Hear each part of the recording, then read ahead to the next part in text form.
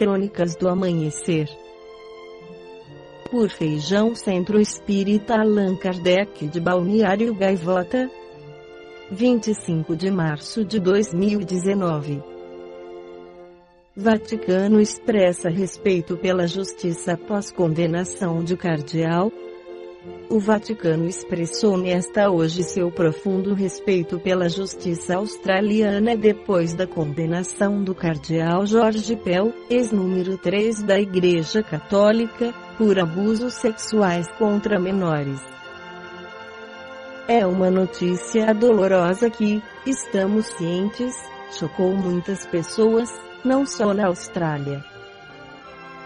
Como fizemos antes, reafirmamos nosso profundo respeito pelas autoridades judiciais australianas, disse o Vaticano em um comunicado lido por seu porta-voz, Alessandro Gisotti. O cardeal foi declarado culpado de crimes sexuais contra menores na Austrália, tornando-se o mais alto dignatário da Igreja Católica condenado em um caso de pedofilia.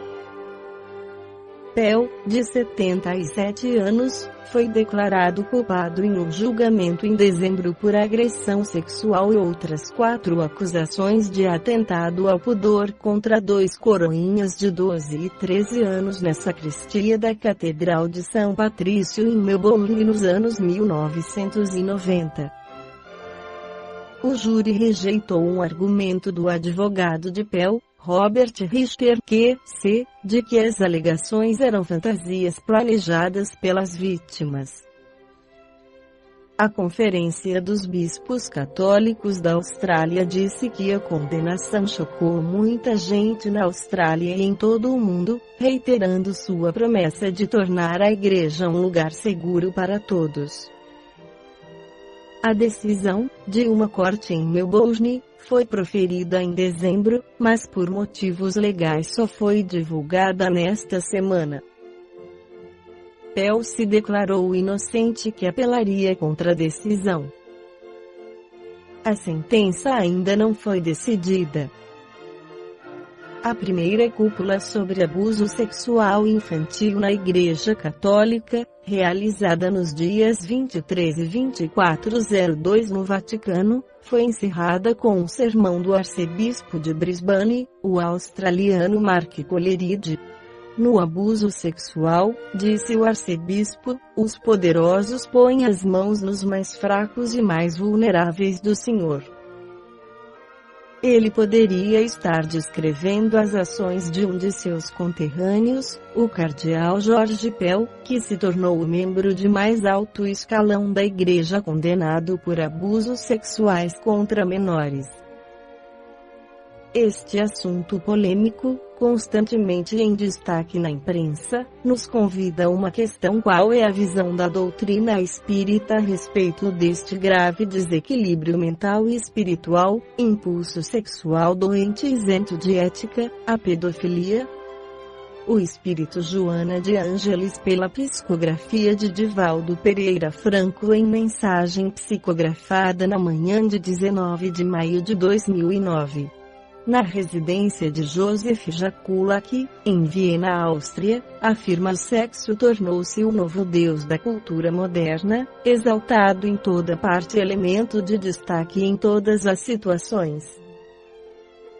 Enquanto enxameiam as tragédias, os crimes seriais como o suicídio imediato dos seus autores, os multiplicadores de opinião utilizam-se da mídia alucinada para a saturação das mentes com as notícias perversas, que estimulam psicopatas à prática de hediondez que não lhes havia alcançado a mente.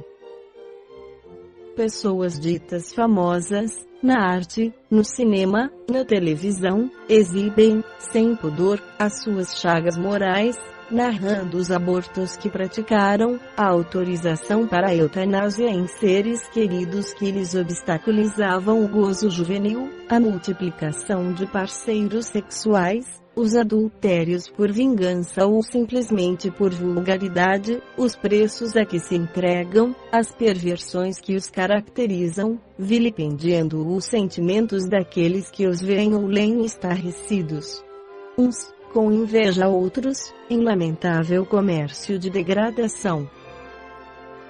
Jovens, masculinos e femininos, exibem-se no circo dos prazeres, na condição de escravos burlescos em revistas de sexo explícito ou em filmes de baixa qualidade, tornando-se ídolos da pornografia e da sensualidade doentia. A pedofilia alcança patamares dantes nunca imaginados, graças à internet que lhe abre portas ao infinito, quando pais insensatos vendem os filhinhos para o vil comércio do sexo infanto-juvenil, despedaçando-lhes a meninice que vai cruelmente assassinada. Por outro lado, a prostituição de menores é cada vez maior, porque o cansaço dos viciados exige carnes novas para os apetites selvagens que os consomem. E, porque vivem sempre entediados e sem estímulos novos, o alcoolismo, o tabagismo, a drogadição constituem um novo passo no rumo da violência, da depressão, do autocídio. Vive-se, neste momento, a tirania do sexo em exaltação. As dolorosas lições do passado, de religiosos que não se souberam comportar, desrespeitando os votos formulados, que desmoralizaram as propostas doutrinárias das crenças que abraçavam, o disfarce, a hipocrisia, ocultando as condutas reprocháveis, geraram tal animosidade às formulações espiritualistas, com as exceções compreensíveis, que os jovens não suportam, sequer, referências aos valores do espírito imortal. O ser humano estertora, em razão da falta de orientação sexual, nestes dias de disparates, a gravidez entre meninas desprevenidas aumenta de forma chocante, como fruto de experiências estimuladas pela vulgaridade, sem qualquer preparo para a maternidade, jogando nas ruas diariamente crescente número de abandonados. Faltam programas de orientação moral, porque o momento é de prazer e de gozo, condenando a maioria dos incautos ao desespero. E a ilusão ainda se prolongará o reinado erótico por algum tempo, até o momento quando as divinas leis convidem os responsáveis pelo abuso ao comedimento, à reparação, encaminhando-os para mundos inferiores, onde se encontrarão sob a situação de acerbas aflições, recordando o paraíso que perderam, mas que podem alcançá-lo novamente após as lutas redentoras. Especialmente nesta hora chegou à Terra o Espiritismo, a fim de convidar as criaturas desnorteadas a encontrar o rumo nos deveres éticos, restaurando a paz e a alegria real nos corações, sem a música mentirosa das sereias mitológicas. No livro Vida e Sexo, o Espírito e Emmanuel, pela psicografia de Francisco Cândido Xavier, recomenda: companheiros da Terra, à frente de todas as complicações e problemas do sexo, abstende-vos de censura e condenação. Todos nós, os espíritos em aperfeiçoamento nos climas do planeta, estamos emergindo de passado multimilenar, em que as tramas da alma se entreteciam em labirintos de sombra, para que as bênçãos do aprendizado se nos fichassem no espírito. Ainda assim, achamo-nos todos muito longe da meta por alcançar. Se alguém vos parece cair sob enganos do sentimento, silenciai e esperai. Se alguém se vos afigura tombar em delinquência, por desvarios do coração, esperai e silenciai. Sobretudo, compadeçamo-nos uns dos outros, porque, por enquanto, nenhum de nós consegue conhecer-se tão exatamente, a ponto de saber hoje qual o tamanho da experiência afetiva que nos aguarda amanhã. Calai os vossos possíveis libelos, ante as supostas culpas alheias, porquanto nenhum de nós, por agora, é capaz de medir a parte de responsabilidade que nos compete a cada um nas irreflexões e desequilíbrios dos outros.